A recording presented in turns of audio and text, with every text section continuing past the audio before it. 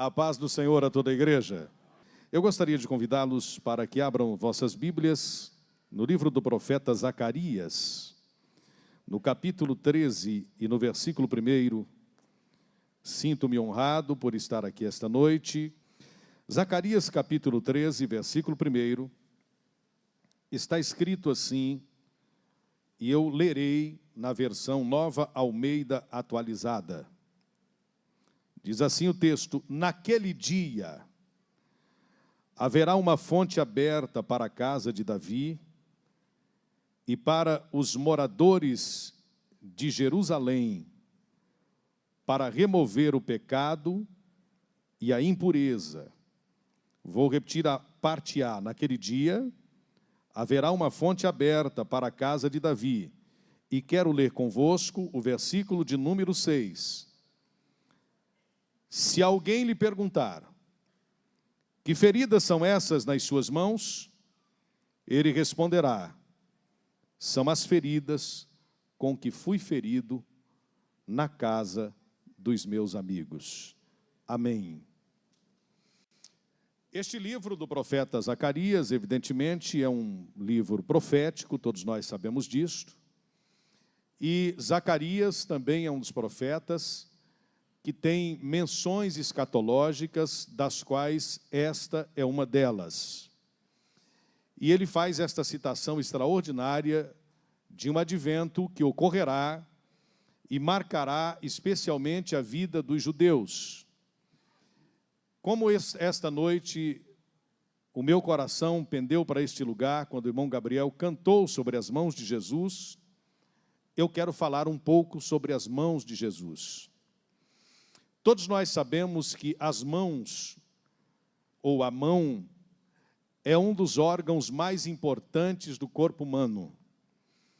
Nós realizamos com as mãos tarefas desde as mais antagônicas imagináveis, desde as tarefas mais simples imagináveis até as mais complicadas. É impossível que para qualquer um de nós que tenha as suas duas mãos, se imagine sem as suas mãos. Com as mãos nós escrevemos poesias, compomos grandes canções, escrevemos cartas, nos comunicamos através de bilhetes. A escrita é um dos mais poderosos meios de comunicação existentes na humanidade. Com as mesmas mãos nós tocamos instrumentos, como esta noite foi possível ver a orquestra louvando ao Senhor e a habilidade de músicos que tocam instrumentos, com movimentos inclusive muito precisos, especialmente aqueles que tocam instrumentos de cordas, tem muita precisão nas suas mãos, habilidade com as mãos, para realizar esta tarefa de executar instrumentos. Com as mãos nós realizamos tarefas delicadas e leves, que exigem muita sensibilidade, exigem muita destreza, mas também realizamos tarefas mais brutas, mais pesadas com as nossas mãos, tarefas que exigem força, e por isso nós precisamos da força das mãos. Alguns têm mais força na mão direita, outros têm mais força na mão esquerda. É também com as mãos que nós nos relacionamos com o mundo externo. Quando nós, por exemplo, conversamos com alguém que é descendente de italiano, e eu acho muito interessante dizerem isso, se você cortar as mãos de um italiano, meu amado amigo e pastor, ele não falará mais, porque ele fala com as mãos, né? O italiano fala estabanadamente com as mãos. Tem gente que fala muito com gestos. Por exemplo, as pessoas que têm deficiência auditiva, ou mesmo que têm deficiência na fala, elas se comunicam, como nós estamos vendo aqui, com as mãos, com a linguagem dos sinais, que é uma linguagem poderosa. Eu me lembro que há alguns anos, já faz alguns anos inclusive, pastor José Pimentel de Carvalho estava vivo e ainda com muita saúde. Eu fui convidado pela primeira vez para ministrar num congresso de surdos mudos em Curitiba. Era a irmã Cileia Chiquini que organizava, e acho que até hoje é ela quem faz. E quando eu fui convidado a primeira vez, eu estranhei, pastor, disse assim, devem ter me convidado, porque eu acho que eu não prego nada, eu vou pregar para os surdos mudos. E aí eu entendi que eles ouvem a palavra através da linguagem dos sinais com as mãos. E quando eu embarquei no voo aqui em Campinas, embarcou ao meu lado um homem que eu não sabia quem era, depois ele me viu com a Bíblia na mão, e ele me viu com um material que eu havia escrito, e ele perguntou, por acaso o senhor não é o pastor Gesiel Freitas? Eu disse, sou. Ele disse, eu sou o pastor Silas e eu serei o seu intérprete no congresso. E eu me lembro que eu ministrei a palavra no congresso, com a igreja com milhares de surdos mudos, de luvas brancas, no outro dia com luvas pretas, e o mais interessante de tudo, eu estava pregando, o pastor José Pimentel e alguns pastores da velha guarda sentados, e nós nos surpreendemos quando de repente a glória de Deus desceu e surdos mudos foram batizados com o Espírito Santo, cheios da glória de Deus. Então, as mãos, elas são poderosas e nós podemos nos comunicar com elas. Eu estou falando um pouco das mãos para chamar a atenção para as mãos do Senhor Jesus Cristo. O Senhor Jesus Cristo não era, às vezes nós dizemos, Jesus Cristo era humano. Ele não era, ele é ainda humano e ele é Deus. Ele permanece por toda a eternidade humano e a teologia nos ensina isto, porque ele é o Filho do homem e ele é o homem que se assenta no trono por toda a eternidade, o Deus homem e o homem Deus que rege toda a história do universo. Mas Jesus desceu aqui como homem. E quando ele nasceu como homem, como ser humano, tal como nós, ele também tinha mãos. Nós entendemos na teologia uma parte de matéria que se chama antropomorfia. Nós não sabemos se Deus tem um corpo parecido com o nosso. Quando o texto de Gênesis diz que nós fomos feitos à imagem e semelhança de Deus, isto fala de imagem e semelhança moral. Todavia, eu gosto de imaginar Deus com um formato como o meu, já que eu estou acostumado com Ele.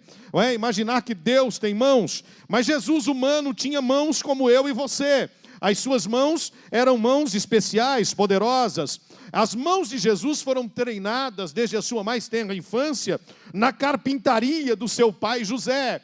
E Jesus também aprendeu a fazer móveis e a fazer coisas interessantes usando as suas mãos. Como homem, o menino Jesus trabalhou. E quando nós olhamos para o livro do profeta Isaías, no capítulo 53, o texto diz de forma muito clara que o meu Jesus, o seu Jesus, o nosso Jesus era experimentado nos trabalhos. Suas mãos também criaram o mundo e tudo que nele há. As mãos de Jesus são mãos poderosas, tanto quanto o poder da sua palavra. É bom imaginar que foram as suas mãos que lá no início de tudo, embora nós encontremos Deus declarando, haja luz, existam árvores, passem a existir água, separação entre água de cima e água de baixo, mas eu gosto quando eu leio que nós, os seres humanos, fomos criados do barro com as próprias mãos de Deus.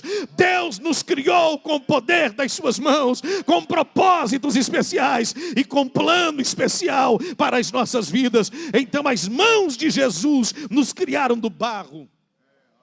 Agora, quando eu olho para a mão no sentido humano, eu devo pensar em como é a mão, e eu gosto de falar sobre isto, só para a gente imaginar e focar a nossa atenção nas mãos de Jesus. A mão é constituída de ossos, ligamentos, articulações, tendões, músculos, nervos e vasos sanguíneos que passam por ela. O mais interessante de tudo é que, como eu disse, a mão realiza, pastor Jairo, movimentos precisos. E esses movimentos são comandados pelo cérebro. Se a gente disser só para esse dedinho se levantar, o cérebro é capaz de levantar apenas um dedinho da nossa mão. Portanto, a nossa mão é algo espetacular, criado por Deus, com todos os seus detalhes. O Senhor Jesus sempre usou as suas mãos em nosso favor. O Senhor Jesus sempre usou as suas mãos em favor do ser humano. E Ele já usou as mãos dele em teu favor, mesmo depois de ter criado você, e esta noite Ele usará a mão em teu favor novamente. Do mundo animal, as mãos humanas são as mais sofisticadas. Só nós, por exemplo, os seres humanos, temos a capacidade de realizar movimentos precisos, e se houver aqui algum médico ou biólogo, alguém que estuda o corpo humano saberá disto, como por exemplo, pinçar as coisas. Se você der alguma coisa para um animal qualquer, mesmo que seja, por exemplo, um macaco, que ele é muito parecido no seu corpo com o ser humano, ele não tem capacidade de pinçar as coisas, de fazer esse movimento de pinça, de pegar as coisas com esses dois dedos. O ser humano tem esta capacidade e faz isto com muita maestria. Nós fazemos isto usando o dedo indicador e o dedo polegar. Nós fazemos desenhos precisos, nós cortamos coisas com precisão com as nossas mãos. Então, quando nós olhamos para as mãos de Jesus, nós vamos ver todos estes movimentos sendo usados de forma positiva, para que Ele realizasse muitas coisas boas e muitos milagres com as suas mãos. Por exemplo, nós podemos nos lembrar que com as suas mãos, Jesus tocou os olhos dos cegos, e Ele os curou, inclusive fazendo barro e cuspe. Ele cuspiu na terra e com as suas mãos, Ele moldou barro, lama, e colocou nos olhos de um cego, e o cego enxergou com o poder das mãos de Jesus, usando apenas as suas falanges digitais. Se nós olharmos para a Bíblia, nós vamos ver Jesus usando as suas mãos para tocar quem ninguém queria tocar, quem ninguém imaginava tocar, quem ninguém ousava tocar, que eram os leprosos de Israel. Eles eram mantidos longe, fora do arraial, as pessoas não podiam chegar perto deles, mas Jesus usou o poder das suas mãos para tocar os leprosos. E quando Jesus os tocava com as suas mãos, imediatamente eles ficavam limpos, por causa do poder das mãos de Jesus. Se nós olharmos um pouco mais para a Bíblia, nós vamos ver Jesus fazendo algo ainda mais grave, algo mais difícil de ser compreendido pelos judeus.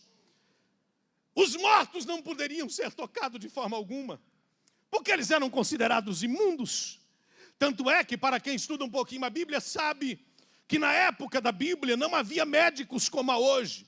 Todos os médicos, em sua maioria, eram charlatões, porque os judeus não podiam estudar corpos humanos, eles não podiam tocar em corpos mortos. Então não havia dissecação de cadáver para estudar, por exemplo, como funciona a aorta do coração, como funciona a ligação do intestino com o estômago, com o fígado. Não podia, eles não podiam tocar os mortos. Então todos os médicos eram charlatões. Quem não se lembra daquela mulher que gastou todo o seu dinheiro durante 12 anos doente, e ela gastou todo o seu dinheiro com médicos, mas ela não foi curada até que ela encontrasse Jesus com o poder das suas mãos.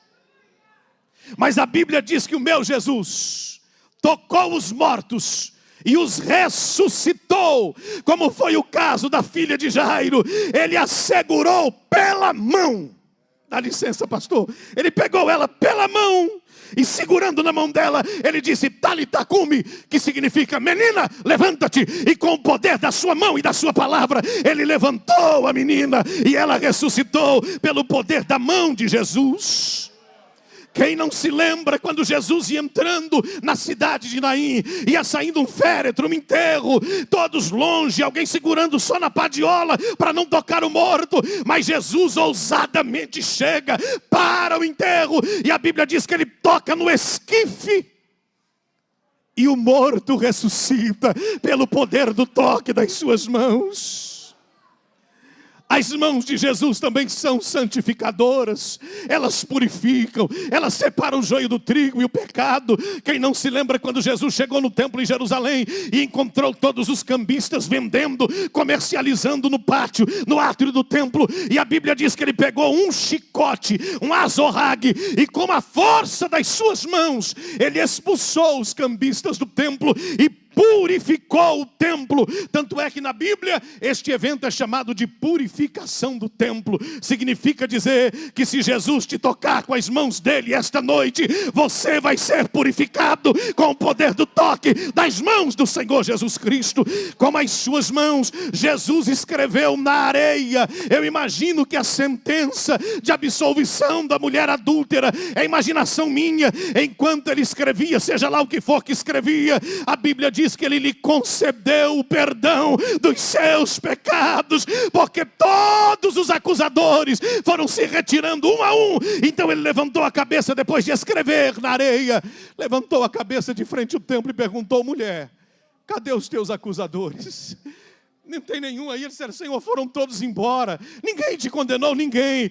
Então eu estendo a minha mão e te digo: vá em paz, não peques mais. Se eles não te condenaram, eu também não te condeno. Com as mãos de Jesus, Ele matou a fome de muita gente. Eu vi esta noite o nosso amado secretário de missões, pastor Lucas, falando sobre as missões, levando cestas nas comunidades.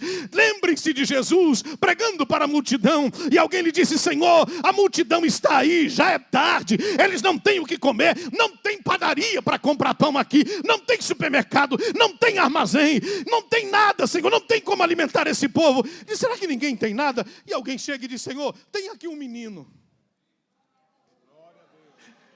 que tem uns pãezinhos e uns peixinhos, meu amado companheiro. Tragam aqui. Estendendo as suas mãos, Ele abençoou os pães e os peixes, e serviu 5.000 homens e 5.000 mulheres, e sobejaram 12 cestos de pães. É o poder das mãos de Jesus. Ele vai multiplicar na sua casa, na sua despensa, na sua carteira, na sua vida financeira. Não vai faltar. Eu digo isto com a autoridade da palavra de Deus esta noite. Jesus é capaz de multiplicar o teu pouco e fazer abundar na sua casa. Mas há um episódio que eu gostaria de compartilhar com você, que Jesus fez, que é assustador para a nossa fragilidade emocional. É assustador. Você conhece aquelas pessoas que têm dificuldade de perdoar os ofensores? E muitas delas, inclusive, são chamadas de crentes. Tem dificuldade de perdoar uma ofensa, uma palavra que lhe foi lançada. E eu me sinto com liberdade para falar disso esta noite, porque nós estamos num culto de ceia do Senhor.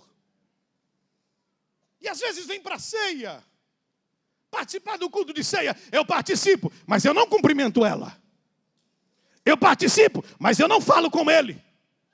Eu vou para a ceia, mas eu sento do outro lado para ficar longe dela ou dele. Sabe, eu até não tenho nada contra, mas não quero cumprimentar, não quero ver, não quero chegar perto, não quero frequentar o mesmo jantar. E as mãos de Jesus nos deram uma lição extraordinária. Ele está estabelecendo a primeira e a última ceia que ele participaria pessoalmente com os discípulos. À mesa estão sentados os apóstolos. Junto com eles estava o seu traidor, Judas. E ele já sabia que ele seria o traidor.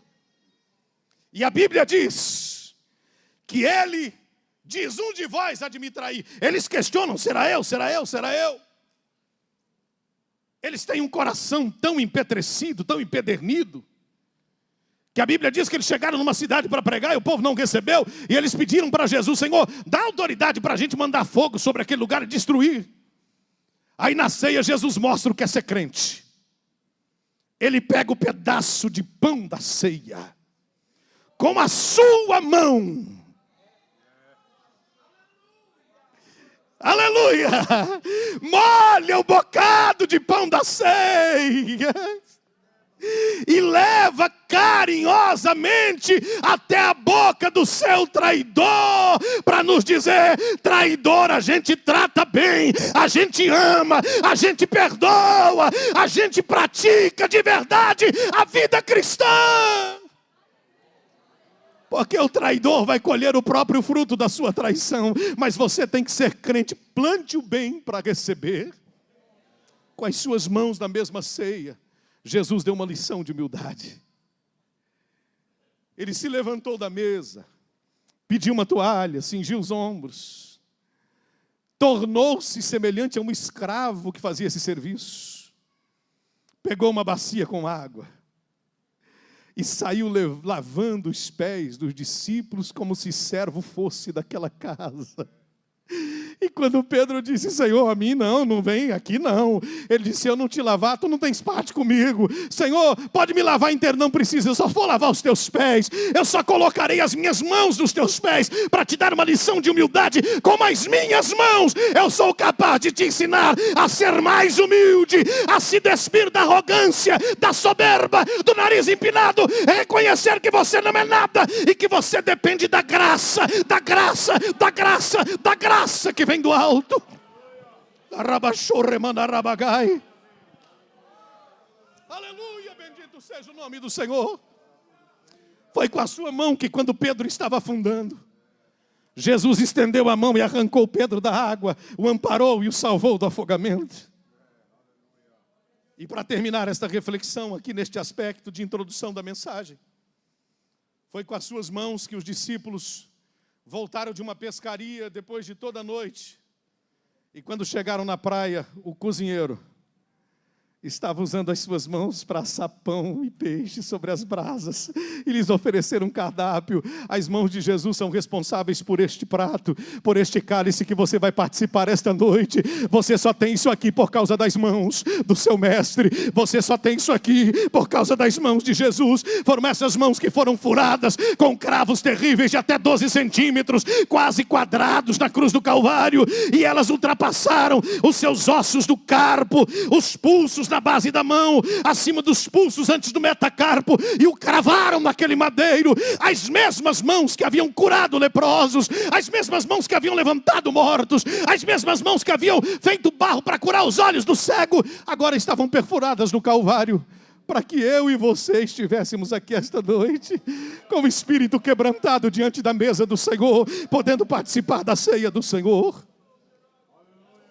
De forma muito rápida, para eu já partir para a nossa conclusão de mensagem. As mãos têm a seguinte anatomia. Nós temos o carpo, o metacarpo e a falange das mãos, que são as pontas dos dedos. O carpo liga o antebraço à mão. O metacarpo é formado por 5 ossos, que saindo do punho compõem a palma da mão e promovem a articulação das falanges, das pontas do dedo. Nós temos a chamada falange média. A falange proximal é esta mais perto da mão. O seu dedo é dividido em 3 partes. Se você abrir a mão, você verá o dedo dividido em 3 partes. A parte de baixo, falange proximal. A parte do meio, falange média. E a parte de cima é a falange distal. Esta é a parte que nós usamos para tatear as coisas. Isto é a mão. O polegar é o dedo mais importante da mão, sendo responsável por 40% a 60% da função da mão. Sem este dedo polegar, nós perdemos grande parte do equilíbrio, da força da nossa mão. Mas assustem, pasmem, o segundo dedo mais forte da mão é o dedo do meio, segundo os biólogos. Por exemplo, um alpinista não consegue subir uma montanha se ele não tiver a força do dedo do meio. É no dedo do meio que ele apoia-se nas pedras da montanha para subi-la. Depois nós temos o dedo mínimo, e esse aqui assusta. O mindinho, embora pareça mais fraco, insignificante, indispensável, visto como um acessório dispensável, na verdade, principalmente o mindinho do pé, quando a gente bate na ponta do sofá, e a gente grita e fala, para que ter esse dedo aqui? Só para causar dor? Parece insignificante, mas este dedo mais humilde leva 50% da força da mão. 70%, 80% da nossa força da mão vem do dedo mindinho. Ele domina a força da mão. Isso significa dizer que na igreja do Senhor Jesus Cristo não há ninguém insignificante. Não há ninguém que não tenha importância. Não há ninguém que não tenha o seu lugar. Não há ninguém que Deus não use. Não há ninguém que seja pequeno demais para Deus usar. Quanto menor você é, mais Deus usa você para a sua glória. Bendito seja o nome do Senhor. Aqueles irmãos que parecem os mais fracos, eles são os mais importantes da igreja, estão entre os mais importantes, eles representam grande parte da força da igreja. Isso mostra para nós, me permita, pastor, voltar-me para os obreiros e dizer que nós devemos aprender isso nas nossas igrejas. Ninguém nas nossas igrejas é menos importante. Todos são iguais e precisam ser usados da mesma maneira, ter a mesma oportunidade, de acordo com seus dons e talentos. Isso é coisa de Deus. Agora preste atenção, a Bíblia diz que os judeus rejeitaram Jesus. Em João capítulo 1, versículo 11, está escrito que ele veio para o que era seu, e os seus não receberam. Mas a todos quantos o receberam, no caso nós, os gentios, foi-lhes dado o poder de serem feitos filhos de Deus. Os judeus o rejeitaram. e de diversas formas o rejeitaram. Nós vamos encontrar situações na Bíblia em que ele foi desacreditado por aquela gente. Quem não se lembra do apóstolo Tiago? A quem, quando Jesus apareceu depois de ressurreto aos discípulos no cenáculo, Tiago não estava no culto. E quando disseram para Tiago que Jesus estava no culto, Tiago não acreditou. No outro domingo ele foi para o culto. E quando ele foi para o culto no outro domingo, a Bíblia diz que Jesus apareceu no culto de novo.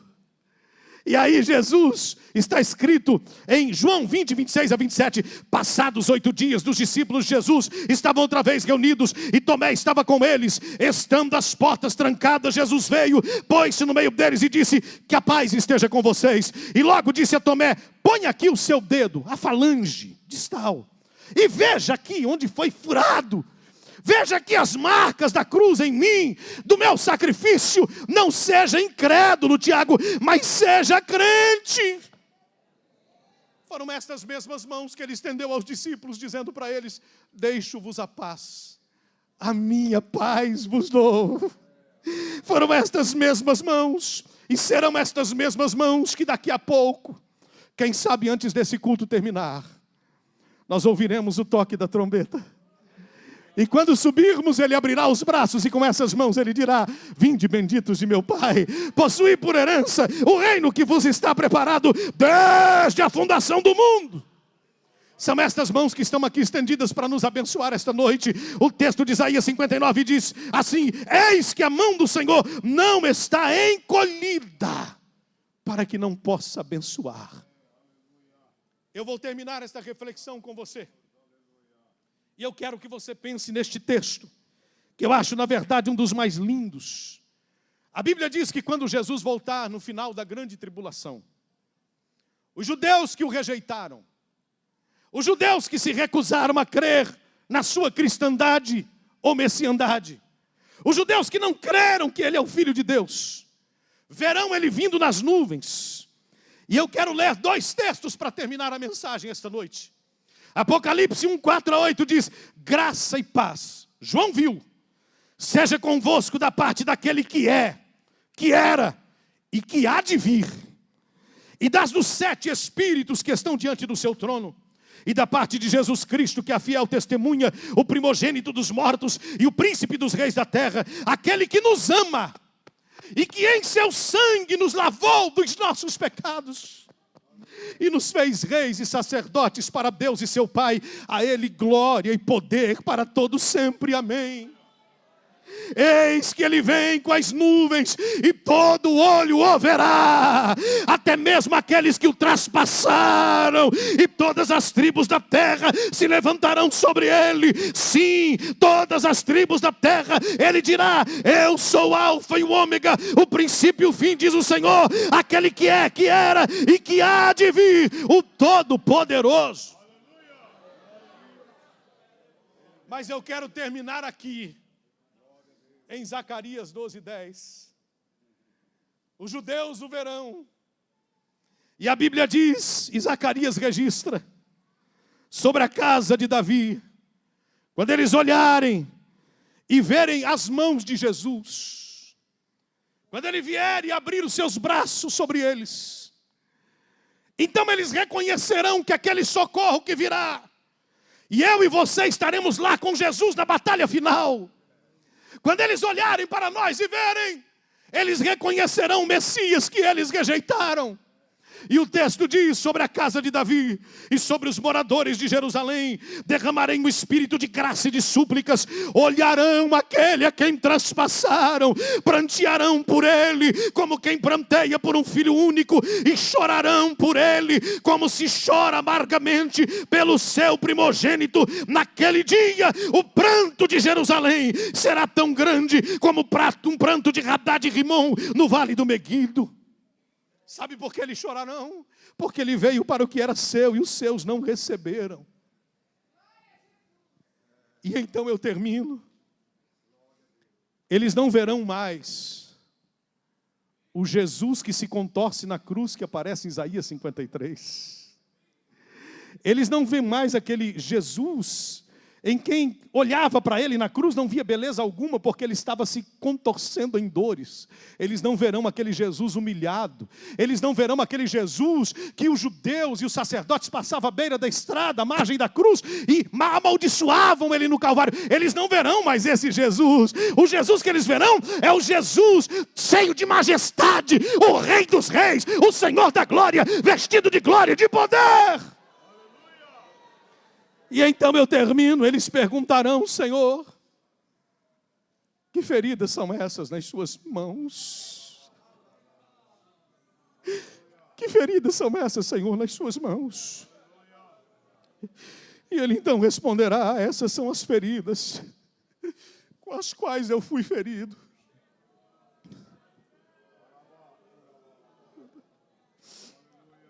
Na casa dos meus irmãos. Essas são as feridas com as quais eu fui ferido na casa dos meus irmãos. É esse Jesus que está voltando para buscar a igreja. E essas mãos, eu quero anunciar a você no final desta palavra, essas mãos, você pode adorar a Deus por essas mãos esta noite. Essas mãos, pastor Jairo, estão estendidas sobre nós nesse culto de ceia, para renovar-nos o ânimo, as forças, a fé, a saúde e a presença do Espírito Santo na sua vida. Receba o toque das mãos de Jesus.